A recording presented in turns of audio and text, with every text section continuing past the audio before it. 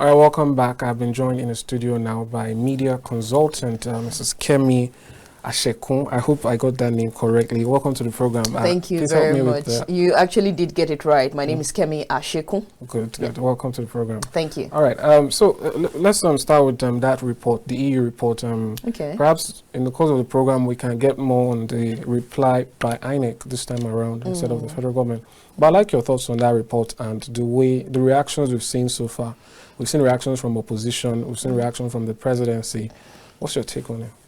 Well, in a Nigeria where we have 36 states and you have 50 or less than 50 observers from the EU, right, I would, for me, take a second look at that, their reaction to it once again. And when I say a second look, I'd say, how are you able to draw an inference to actually say, because I did take a look at what it said, and it says that the chief observer, Barry Andrews, who's a member of the EU Parliament, said in the lead up to the 2023 general elections, Nigerian citizens demonstrated a clear commitment to the democratic process, and the election exposed ending systemic weaknesses and therefore signaled a need for further legal reforms to enhance transparency, inclusiveness and accountability. And now I would ask, if we have EU observers that are less than 50 for the 36 states of Nigeria, possibly they didn't go to some of the states that, you know, we can say maybe has security challenges or the other. But with less than 50 observers, I think it would be unfair to come with that kind of blanket statement, you know, to say that maybe the elections were not what it hopes to be. Were the elections perfect? Absolutely not. But like, as it is in every country of the world that practices a democracy, elections are never perfect. You learn the lessons and you ensure that it doesn't apply to the next cycle of elections. And what are the lessons that INEC has, you know, learns from the other elections? One, that the card reader doesn't work well, and so they came up with the beavers, right? And if they came up with the beavers, right, and the beavers has improved the integrity, so to speak. Before now, what we used to have was a situation where the card readers malfunction. If the card readers don't malfunction, you know, ballot boxes are snatched and, you know, results are recomputed. And INEC looked at that and said, how do we end this? Well, if you're not accredited by beavers, it means that you cannot vote and a host of other things. Was that change effected? Of course it was, right? So that there was more credibility to these elections. And if we will be fair to ourselves, since 1999, when we've been holding elections in this particular democratic dispensation, if one is going to be unsentimental about it, this has been one of the most credible elections we have had thus far. Why do I say that? 36, the current president actually got 36% of the entire vote. So it wasn't like he got a blanket vote that will make you think that, no, this is quite impossible. But what happened was that he was the majority of all those that contested. If we're to look at it, and if we will look at it, you know, unsentimentally again, right, in a situation where you as oppositions have further divided yourselves, right, it's almost impossible, because elections, like we usually say, it's about additions and multiplications. So if you have further divided yourself, it's clear that you could not in any way have won. At the time the APC was able to take power from the PDP back in the days, the APC did not only come together with the CPC, that's the ACN did not only come together with the CPC, they also came together with the new PDP, that's the NPDP, and at the end of the day they got that win, right? But if you want to call to question these particular elections, then another thing you will now ask yourself, how is the current president, or how is the president who eventually won the elections, how was he able to lose in his strong base, right? That must say a lot to someone, right? And then if you would also, you know, if we take a look at what the presidential spokesperson and the special advisor on communication strategy and other matters, you know, other duties, what did Mr. Dele Alake, what he said was that we are not in, that they are not unaware of how the credibility of the elections was. They were trying to question it, you know, based on the things that they had heard, you know, from other people say, you know. And if you are an observer, your neutrality must not be in question too, right? So don't you think the EU is neutral in this case? Well, not with, like, I would say for me as a Nigerian, right, I would give INEC kudos. And I have, at least in 1993, I was wise enough to know what elections and what was going on. And in 1999, I was old enough, right, to know what was. And I have observed elections 99, 2003, 2007, 2011, 2013, no, I think I'm mixing it up now. But I've observed the different cycles of elections that we have had. And I see that in these particular elections, right, we did not have deaths based on ballot box snatching. That did not happen. In time past, that was like a normal occurrence, right? People get gunned down on with the ballot boxes, and the ballot boxes are changed, and a lot is, you know, rearranged in a lot is arranged with, you know, the results and all of that, and then people can thumbprints for other people. All of that did not happen in these particular elections. And for me, I do not believe that there is a definite end, so to speak, right, to the improvement of the electoral process. But if you have improved beyond what it used to be, I think you should be giving some kudos. Yes. But what about the fact that, you know, there were promises made? Don't you think Nigerians have a bone to pick with INEC that, you know, they give several assurances?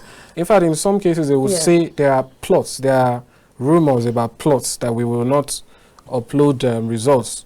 Disregard it is false. We will definitely do that again and again. And then when it did not happen that way, there wasn't an immediate explanation as to maybe we're experiencing this or that. You know, for long, I take for instance the Commissioner on Voter Education and Publicity. Yes, Barrister Festus Okoye. After the election, it's been months, you know, before he finally officially granted an interview. And, you know, we really wanted to hear from him. Break it down. What happened? Why was this announcement done despite, you know, some of these issues being raised? Okay, so let me, and I can't hold brief for INEC, right? I can only speak as someone who understands, you know, a bit more of what went on, right? Because I was actually, you know, very interested in the result of this election. And here's what I will say. The INEC, the electoral body, actually promised at some point that they would upload on a server, the IREF server. Let's not forget that during the tweaking of the electoral law, there was a point where INEC said it may be difficult to upload this result on the IREF server, right? And then when it went back, they said, okay, well, they would leave the prerogative of uploading to INEC. I don't know if you followed to that, you know, to that particular conversation. And INEC, having conducted Osun elections, Ekiti elections, and uploaded on IREF, we're confident that they would be able to do it. Now, let me take you to what the what the last Minister of Communications and Digital Economy did say about what happened at that point. Professor Issa Pantami said that at the time when we were having the elections, there were over 10,000 attacks, you know, on the Nigerian cyberspace from different parts of the world. What does that tell you? There were some people who were waiting to see if this will be uploaded, and if it was uploaded, they were willing and ready to attack. What did INEC say? INEC said our system developed a glitch in such a way that we couldn't upload anymore. What happened? It was being attacked. Now, in a situation where it was being attacked, then we backtrack to what exactly ought to have been. INEC did not at any point say that individuals could not monitor the elections at their polling units. As a matter of fact, for all the polling units, agents were accredited for the two major parties, the PDP and the APC. Now, if you have agents that were accredited for the PDP and the APC, the third leg in this particular race, the Labour Party, had agents, polling agents accredited at, you know, for some of the polling units, not all. Now, if you want to call to question the integrity of INEC, what I would do if I were, right, if I was of the PDP or the Labour Party, I would assemble my polling agents and ask you, where are the pictures you took from the final results? I don't know if you understand me, because you see, a lot of the times, one of the challenges that we have in Nigeria is that people want to be emotional about things that ought to be logical. You cannot afford to be emotional when you ought to kick in your critical thinking abilities. So if you were supposed to have polling agents beyond what the IREF was supposed to do, let's say, okay, there was a glitch. If there was a glitch, you know what it is when the network on your phone doesn't work, right? You're confused, you're only hoping and waiting for the network to be restored, right? So let's leave that glitch aside. So yes, we made INEC made promises that they would upload, they would do it, no problem. But then a glitch that they did not envisage came up. But it wasn't immediately communicated, you know, and, Well, I don't even know if as we speak, yeah. it has been officially, you know, although I believe a couple of days ago when during the interview he did, I wouldn't say he categorically said it, but it's almost like it's still shrouded. But do you think that's enough for Nigerians to be concerned, or let me put it this way, to rate the process a little bit poorly? Because Amadin, the IREV, Amadin, just to finish, yes. the IREV, going by the judgment in the Oshun case with Governor Adeleke, the IREV actually is almost the third or fourth consideration when these issues are being raised. Take, for instance, at the Presidential Election Petition Tribunal. Yeah. Even if all the results are uploaded on IREV, it doesn't take precedence over what the Beaver says and what the Form EC8 says. So, yes. But the point was, that was where the public could follow, you know, just out of transparency. So do you think they might have, there's a reason to be emotional here, so to speak? No, let me say that there is no reason to be emotional, right? The public can follow via IREV, right? But the public should know that every polling agent can also have the proof of what is. And as we speak now, I do understand that most of these results have now been posted on the IREV because the glitch has been cleared. So if I were, right, if I were of any of the parties and I wanted to make a case for myself, I will call my agents to say, let me see what you have. When you bring what you have, we will go back to IREV and start checking IREV one after the other. Okay, this is polling agent A. We have checked IREV, it's not the same. Unless what the other parties want to say is that their polling agent went to sleep. In which case, it is not any other person's fault. But to question the integrity of this election based on only IREV, I think is being unfair to not just the work that INEC puts in, but also to the entire Nigeria, who should see a marked difference from what we used to have in the days of ballot box snatching, right? In the days of multiple printing, you know, ballot papers, and in the days of results just being announced, you know, spuriously without anybody having a backing to it.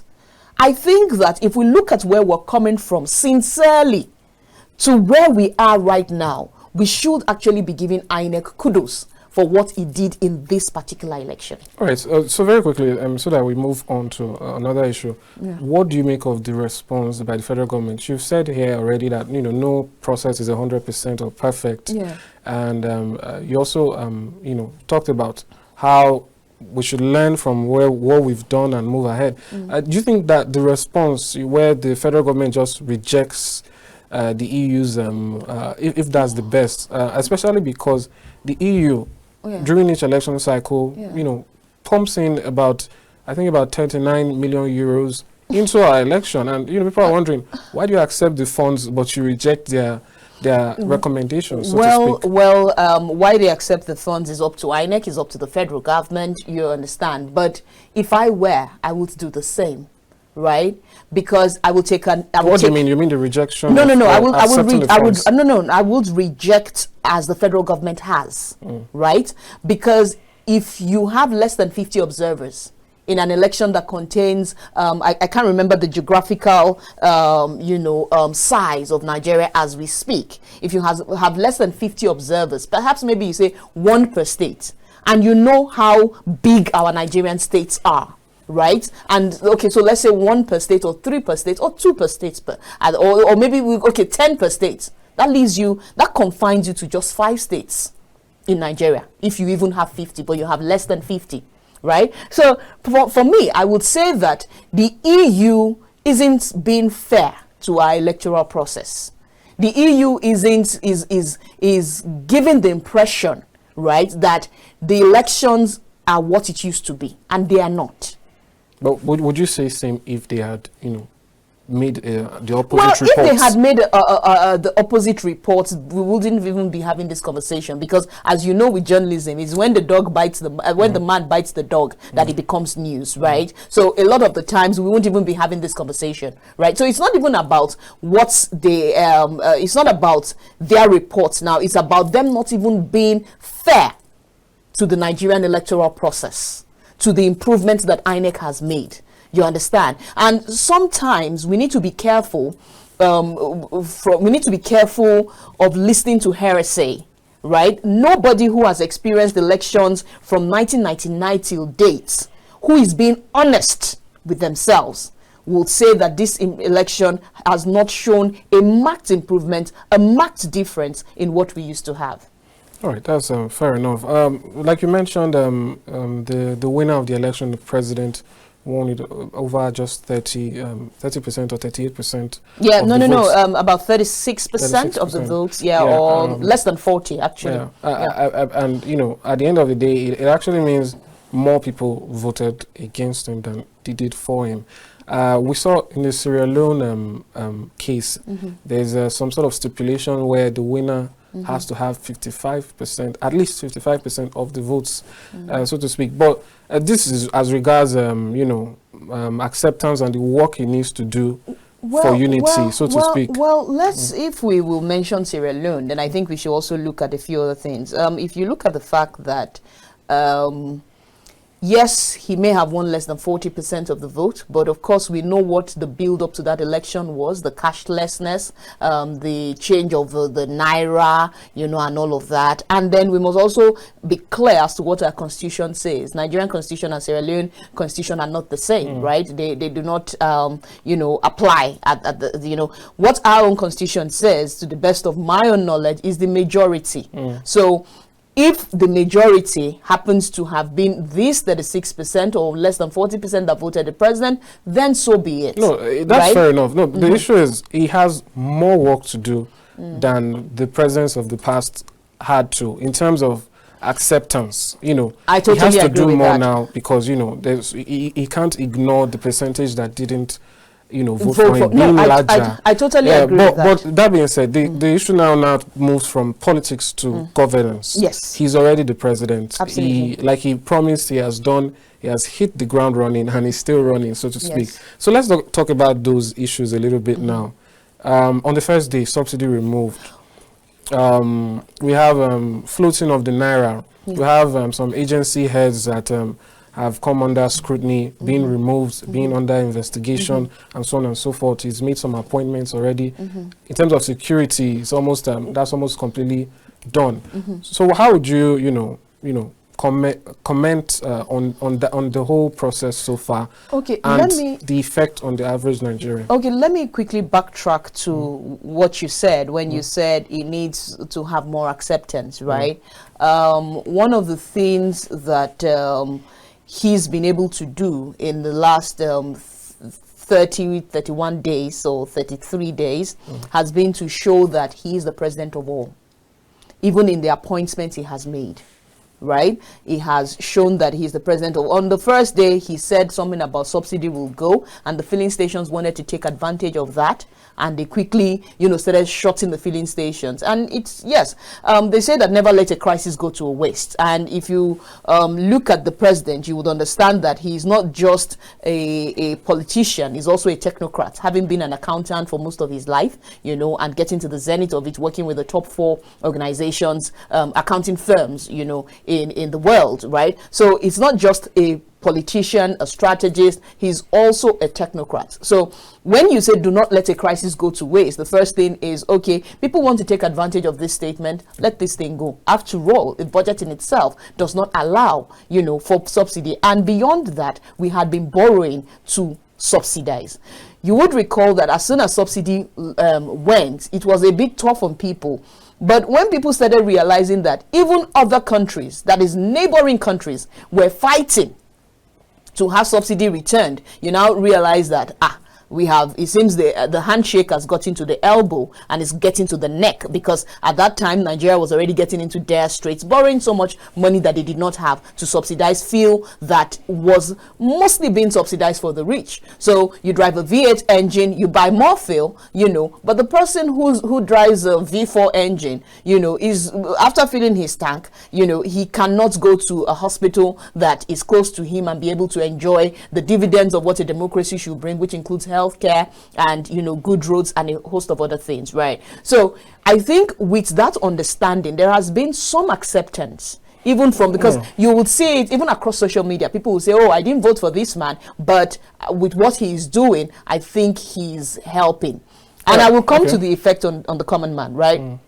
When we look at the Naira again and him floating the Naira, if you from time past, when the Naira was being sold at the markets, right? That's the Bureau de Change and Co. When it was being sold at those markets, the CBN would come in the morning and say, on a Monday morning, and say, okay, the Naira is at 467 Naira today, and that's just I'm just using a figure. And then you go to this Bureau de Change and they're selling for 700 or maybe 730 or thereabout. What has that done? That has enriched some people who can have access to the Naira at 460 something for doing nothing.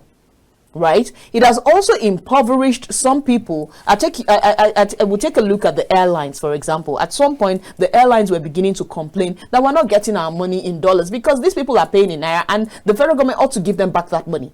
But somehow, because the federal government has to hold on and all of that, but now it's a free flow. Everybody can, and then those people, that minute set of people who have access to the Nigerian Naira, to the US dollar, at a rate that ought to have been for basic necessities for the entire Nigeria, no longer have access to that, right? So it now means that all of us are now on the same level. If you want dollar, get it from the banks at the 700 and everybody is selling. And I think that is fair to the rest of us Nigerians, who do not have the connections to get dollars from, the authorities that will issue them. All right.